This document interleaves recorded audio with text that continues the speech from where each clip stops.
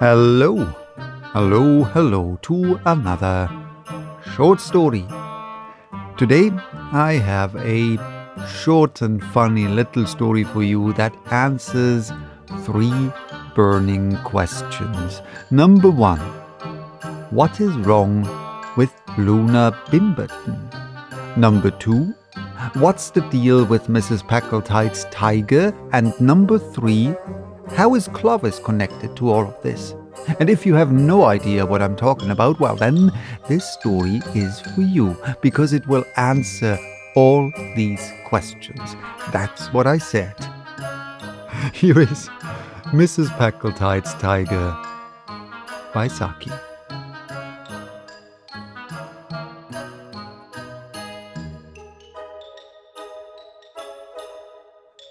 It was Mrs. Packletide's pleasure and intention that she should shoot a tiger. Not that the lust to kill had suddenly descended on her, or that she felt that she would leave India safer and more wholesome than she had found it, with 1 fraction less of wild beast per million of inhabitants. The compelling motive for her sudden deviation towards the footsteps of Nimrod was the fact that Luna Bimberton had recently been carried 11 miles in an aeroplane by an Algerian aviator and talked of nothing else. Only a personally procured tiger skin and a heavy harvest of press photographs could successfully counter that sort of thing. Mrs. Packletide had already arranged in her mind the lunch she would give at her house in Curzon Street, ostensibly in Luna Bimberton's honour, with a tiger skin rug occupying most of the foreground and all of the conversation. She had also already designed in her mind the tiger claw brooch that she was going to give Luna Bimberton on her next birthday. In a world that is supposed to be chiefly swayed by hunger and by love, Mrs. Packletide was an exception. Her movements and motives were largely governed by dislike of Luna Bimberton. Circumstances proved propitious. Mrs. Packletide had offered 1,000 rupees for the opportunity of shooting a tiger without overmuch risk or exertion, and it so happened that a neighbouring village could boast of being the favoured rendezvous of an animal of respectable antecedents, which had been driven by the increasing infirmities of age to abandon game-killing and confine its appetite to the smaller domestic animals. The prospect of earning the 1,000 rupees had stimulated the sporting and commercial instinct of the villagers. Children were posted night and day on the outskirts of the local jungle to head the tiger back in the unlikely event of his attempting to roam away to fresh hunting grounds, and the cheaper kinds of goats were left about with elaborate carelessness to keep him satisfied with his present quarters. The one great anxiety was lest he should die of old age before the date appointed for Mem Sahib's shoot. Mothers, carrying their babies home through the jungle after the day's work in the fields, hushed their singing lest they might curtail the restful sleep of the venerable herd-robber. The great night duly arrived, moonlit and cloudless. A platform had been constructed in a comfortable and conveniently placed tree, and thereon crouched Mrs. Packletide and her paid companion, Miss Mebbin. A goat gifted with a particularly persistent bleat, such as even a partially deaf tiger might be reasonably expected to hear on a still night, was tethered at the correct distance. With an accurately sighted rifle and a thumbnail pack of patience cards, the sportswoman awaited the coming of the quarry. "I suppose we are in some danger?" said Miss Mebbin. She was not actually nervous about the wild beast, but she had a morbid dread of performing an atom more service than she had been paid for. "Nonsense," said Mrs. Packletide. "It's a very old tiger. It couldn't spring up here even if it wanted to." "If it's an old tiger, I think you ought to get it cheaper. 1,000 rupees is a lot of money." Louisa Mebbin adopted a protective elder sister attitude towards money in general, irrespective of nationality or denomination. Her energetic invention had saved many a rouble from dissipating itself in tips in some Moscow hotel, and francs and centimes clung to her instinctively under circumstances which would have driven them headlong from less sympathetic hands. Her speculations as to the market depreciation of tiger remnants were cut short by the appearance on the scene of the animal itself.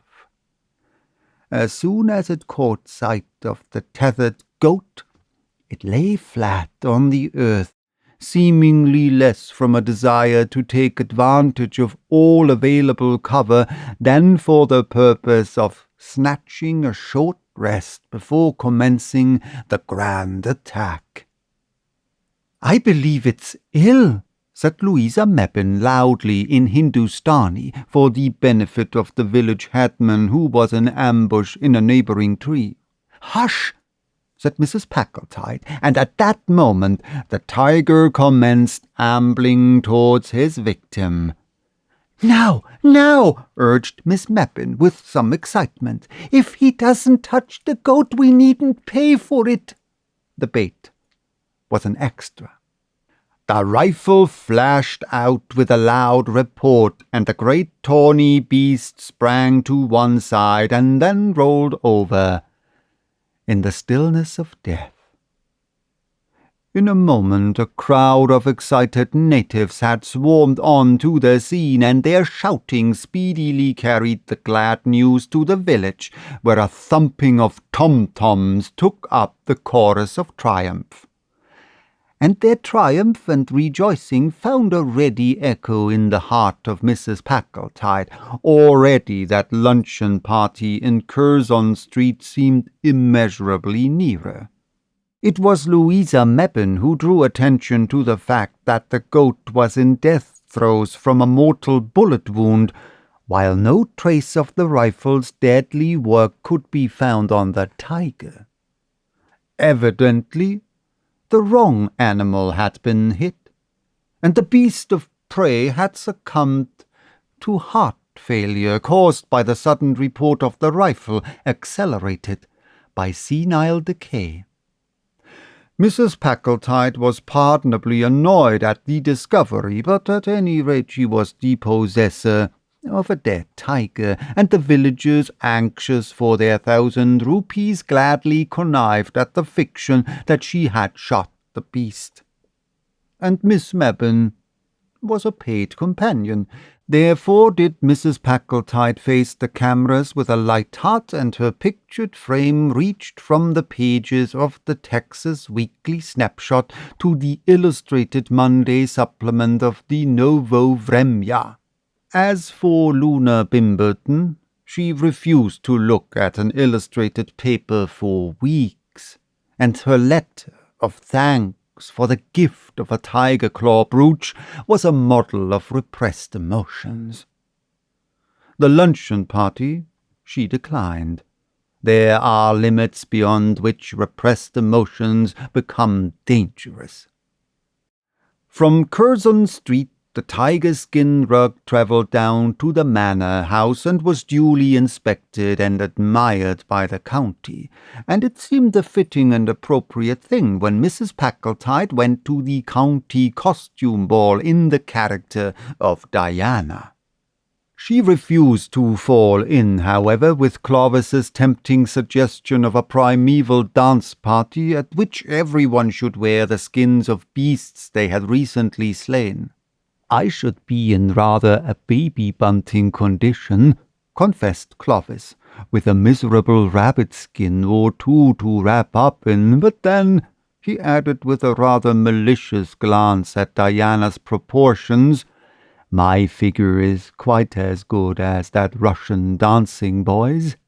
How amused everyone would be if they knew what really happened, said Louisa Mebbin a few days after the ball. What do you mean?